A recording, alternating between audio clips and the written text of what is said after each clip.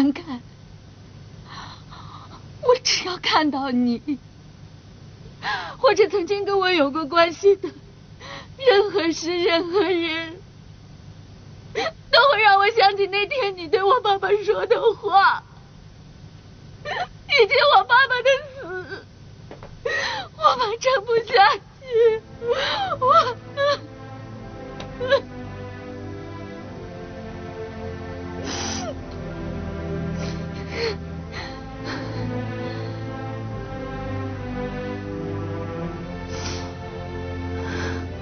好，那我们就这样耗着吧。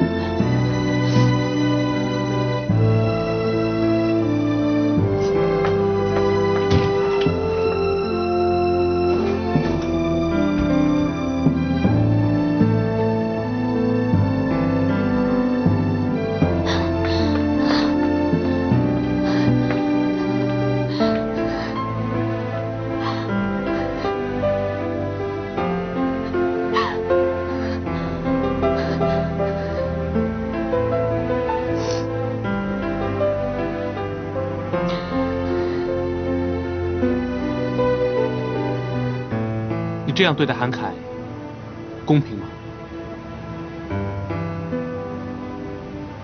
安琪，我是关心你们，我担心。有什么好担心的？最糟的已经过去了。安琪，我知道你不是那么狠心的人。再说关老爹，也要你不要怪韩凯啊。而且我觉得你拒绝韩凯的理由很奇怪。安琪，就算你不为自己想，你也要为机上所有的乘客想一想啊。今天我不是护着我哥们儿，如果错过了韩凯，你这辈子可能再也遇不到比他更好的男人。当然了，除了我以外。不过我够不上你的条件。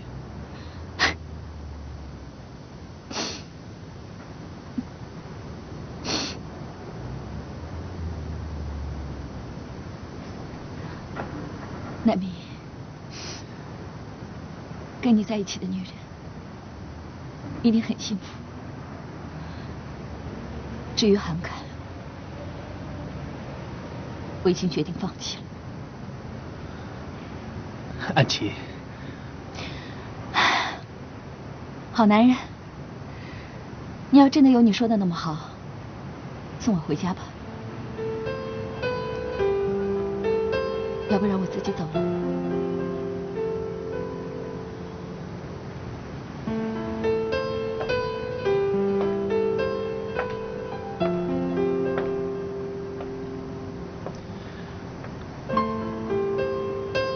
安琪，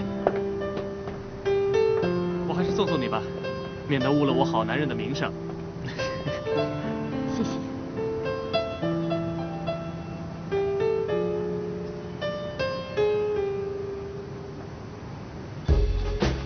哎，安逸怎么在这儿？啊？哎，小关，怎么这么久没出来啊？大家都很想你哦。哎，听说你眼睛出了点问题，怎么样？没事吧？没事儿，一点都不碍事儿。哎，今天这里很热闹啊。是啊，好久没和大伙儿一块跑跑了，怎么样？要不要考虑一下，大家一块玩玩？我今天没开车来，我还是一会儿给你们助威吧。大家一块玩玩嘛，反正今天又不是比赛，只是练习而已。哎，好久不见啊！哈，今天怎么样？还不错。飞哥，你好，你好，你好。飞哥来了。真的好想你。